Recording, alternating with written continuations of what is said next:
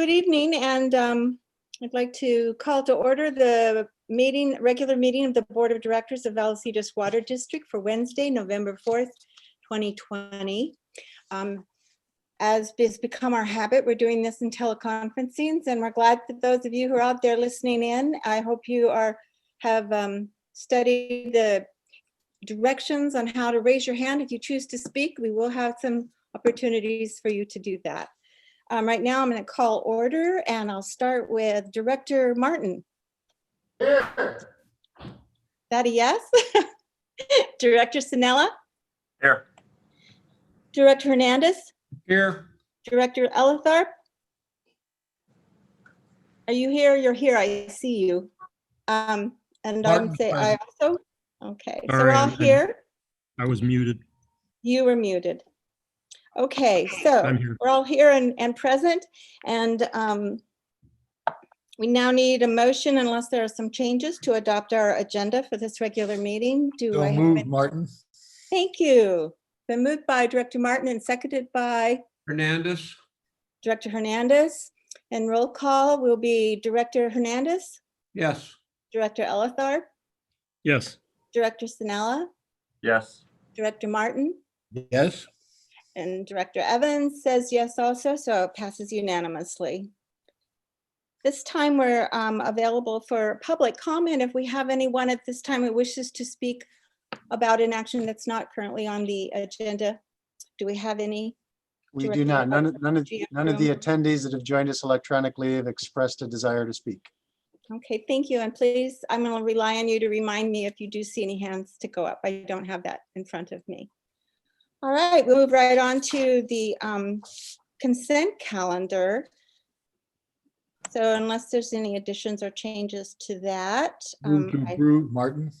Thank you, Director Martin. It's been moved and seconded by Vanilla. Director Sinella. Thank you. Those in favor, Director Hernandez, Yes.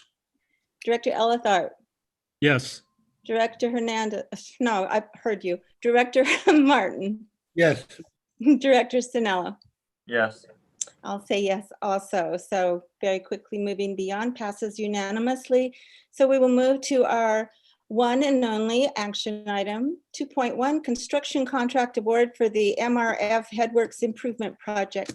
Do I hand this over to you? I'll take it real quick, but like a hot potato, I'm going to pass it along to Ryan Morgan. He's going to actually make the presentation. And MRF stands for the Meadowlark Reclamation Facility. We have quite a bit of work that's going to be taking place at Meadowlark in the near future. So Ryan's here to talk about one of those projects tonight. So Ryan, why don't you take it away? Okay. Thank you, General Manager Pruitt. Good evening, members of the board. I'm here to present the construction contract award for the MRF Headworks Improvement Project. Everyone can see the aerial exhibit on their screens. Yes, sir. So the Meadowlark Water Reclamation Facility, MRF, Headworks is responsible for grit removal and deragging at the front of the plant before influent reaches the primary treatment basin. The existing mechanical augers in the headworks were installed in 2006 and are showing decreased efficiency in grit removal and the deragging process, causing operations and maintenance inefficiencies throughout MRF. This project will replace the existing equipment to provide increased efficiency and reliability in the headworks. This project is part of the fiscal year 2020-2021 budget. On October 15th, district staff received and opened bids from two contractors. First one, Jameson Engineering, the low bid at $397,829. And the second from Don Peterson Contracting at $452,425. Staff and council reviewed the bids and determined that minor irregularities regarding administrative paperwork existed in the low bid. Those irregularities can be waived. Staff and council completed the evaluation of qualifications and references on the bid forms and determined that Jameson Engineering was the lowest responsive and responsible bidder. Staff conducted planning, design, and prepared the bid documents. Morris Pham and Associates was selected from the engineering as needed list to conduct construction design support services during construction for a fee not to exceed $5,000. Staff will provide project management and inspection oversight services throughout construction. The project is identified, as I mentioned, in the 2021 budget with a budget amount of $440,000. The project funding source is 100% from sewer replacement funds. The total estimated project costs and budget summary are highlighted in the fiscal impact section of your board packet. All tallied up, including the design support, electrical services, and the 10% contingency, gives us a project total of $479,482, which is in a deficit of $39,482 from the budget total. So staff recommends for the MRF Headworks Improvement Project, one, increase project budget by $39,482 to a total of $479,482. Number two, waive the minor irregularities in the bid. And three, authorize the general manager to execute a construction contract with Jameson Engineering in the amount of $397,829, subject to the provisions of the contract. And with that, I will field any questions you may have at this time. Okay. Directors, do you have any questions for Brian? No, I don't see any. I have two. One, I'm just wondering if the actual numbers that are in our packet, is that available for the public to see at all on your screen or no? I think they might be interested. And secondly, well, actually I have three questions then. Secondly, when it says we're replacing the equipment for grit removal and de-ragging, are these like augers that separate stuff out, or is it screens or? Correct. It's actually a mechanical auger system. Flow enters in the headworks through open channel flow. And one of the first things that it goes through is the auger system to remove grit. And that grit removal is quite critical in the early stages of treatment before the influent reaches further processes downstream. So the existing augers have been highlighted as causing some recent operations and maintenance inefficiencies, and it really creates problems further downstream throughout the plant and in further processes downstream. And is it unusual to have them, let's see, you said we put them in 2006, so that would be what, 14, 15 years? Is that sort of when you expect this, or are they slightly longer or shorter than they should have been normally as for life use or use life or whatever the word is? That's a good question. These augers were installed in the 2006 MRF plant upgrades. It was upgrades to not just the headworks, but also several processes around the plant. It could have been an issue of the size and the capacity of the existing augers not being sufficient to handle the amount of flow coming through MRF as part of the culprit here. These new mechanical augers have a increased capacity that can handle a flow that's higher than the peak flows that actually come into MRF. Additional features of the new augers allow it to capture a larger cross section of the open channel flow that comes through the headworks. So some of the features of the 2006 design are going to be remedied by this improvement, not just in the augers, but in the design of how it's going to intercept the flows coming in that wider cross section. Well, typically speaking, 15 years might be a little bit premature on a design life for a mechanical piece of equipment like this, but at a treatment plant where conditions are very harsh and exposed to high concentrations of hydrogen sulfide gases, very corrosive environment. We would expect 20 to 25 years would be a realistic design life for a piece of equipment like this. Well, thank you for explaining that. And then, so I think it is important that when you do these reports, that you put in there that's not just replacing the existing, we are actually improving and enlarging it. And because I was just thinking when you started to say what it had, was thinking it had gone through a very short life cycle, but now I understand why. So thank you for that. And my final question to you was going to be a real simple one.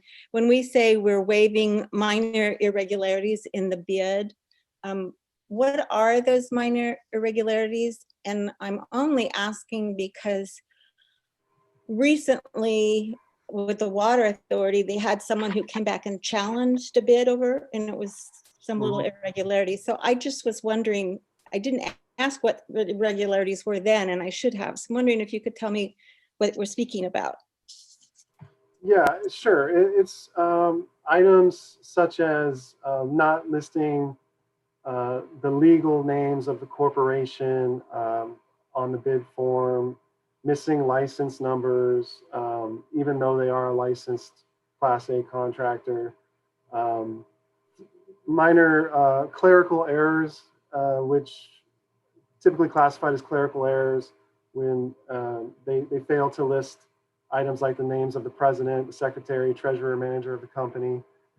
These items are considered minor irregularities and ones that the district has the ability to waive if we so choose. Now, if we choose not to waive, then we can take that route as well, but we would be essentially standing on a clerical error, minor irregularity to throw them out. And at this point, with the two contractors, I also want to note that both contractors had minor irregularities in both of their bids. So it wasn't just this one either. Okay, well, I appreciate that. And then obviously, if it was really important, we can go back and ask them to fill in those bits and pieces of minutia. If we Yeah, felt like we needed to know who the president's name was or something. President Evans, they actually provided that information to us once we realized the irregularity. So it wasn't like it was absent and they refused. It just wasn't filled out correctly initially. Okay, great. Thank you for explaining that. So gentlemen, do we have a motion to follow staff recommendation? So moved, Martin. Thank you, Director Martin, and a second by me. It's been moved and seconded that we accept staff recommendation. I'll take roll call vote on that. Director Elitharp, Yes. Director Hernandez, Yes. Director Sinella, Yes. Director Martin, Yes. and Director Evans also passes unanimously. Thank you very much. Thank you for the report, Ryan. Thank And I'm you. sure Meadowlark is excited. Oh, yes. Okay, I think, whoops, I lost my agenda. That was the end of our action items. So we should be moving on to reports, I believe. Is that correct? That's correct. Okay, thank you, since I've lost my paper. And the first one up would be you, Director Pruitt. I mean, General Manager Pruitt. Yeah, I so I can't just remember have, who you are anymore. yeah, thank you for that. So just one comment, and it actually relates to an item that was on the consent calendar tonight. It was item 1.2. It's the warrant list. And I just wanted to point out for the board and for the public that the warrant list did include the payment to PERS as part of the board's 3-year plan to pay down the PERS unfunded accrued liability. There was a payment in this warrant list for a little over $4 million. That was what was approved by the board in the previous year's budget cycle. So just want to make sure the board was aware that the payment was made, and that in the upcoming budget that will be adopted in June of next year, we'll be talking to the board about how to make the next or final payment towards that PERS unfunded accrued liability. And that's all I have. Thank you. That's all you have on your report? That's all I have. Okay, great. So next is it General Counsel? Thank you. I didn't have anything prepared, but I would touch on the comment you asked President Evans relative to rejecting non-responsive bids. In general, if the irregularity goes to the price or terms, then it cannot be waived. But if it's something that is deemed to be doesn't affect the price or terms, then it's the entity can deem it responsive. So that's the general Well, thank rule you. there, and your staff has gone through that on that bid, so it's fine. Well, Nothing else to report. Thank you. Okay, great. Well, on the San Diego County Water Authority, the first thing up is the this coming Thursday, the 12th. We're having a special committee meeting at 1:30, a Zoom meeting, or well, it's not Zoom, but a virtual meeting, and we'll be discussing the urban water plan. It's time for them to look into that again. So I wanted you to be aware of that, and then also I wanted to report that last meeting, I believe I mentioned that Christy Gurin had become vice president for the organization under Gary Croucher as the president and Jerry Buckowitz is the secretary. And yesterday, she actually put in a letter requesting to resign from the water board. She's not leaving Olevenhagen, but she is leaving from the water board. So it will be an interesting moving forward since we now have a president and a secretary, but they need to renominate for the vice president position. So, and I think it took a lot of people by surprise, but I'm sure they'll be okay. It'll just be very interesting for you when you move on, Craig, to when you get on there to see what's happening. But Christy is still on the Olevenhagen and very much involved. She just felt she had other things she needed to do with her life. So that's the only thing I have in the Water Authority, I do believe. So Encina. Capital improvements will be meeting later this month. Okay, great. And how about policy and finance? Yeah, we had a meeting and we actually talked about the safety improvements that are being made and how the money is being spent. And we were updated on the cogeneration building and what's going on with that. All So right, not much. We have our board meeting coming up in a week. very good. Thank you. Thank you. And standing committees, did any of them meet? I don't Nope. believe we I don't did. believe No. so. All right, and do direct reports on meetings, conferences, or seminars attended? Yeah, I had one, Madam President. Yes. I attended the Cal Nevada AWWA virtual conference, Oh. October 27th through the 29th. It had a full technical program, and the highlights for me were presentations on leadership development and pipeline rehabilitation strategies. And so with these virtual conferences, as usual, the presentations will be made available in the next couple of weeks if anyone's interested. That's great. I don't remember if at the last meeting, did Glenn and I, because I know Glenn was at the same one, we mentioned that we had seen a presentation through the Water Authority regarding the regional conveyance system. That's online now on the site.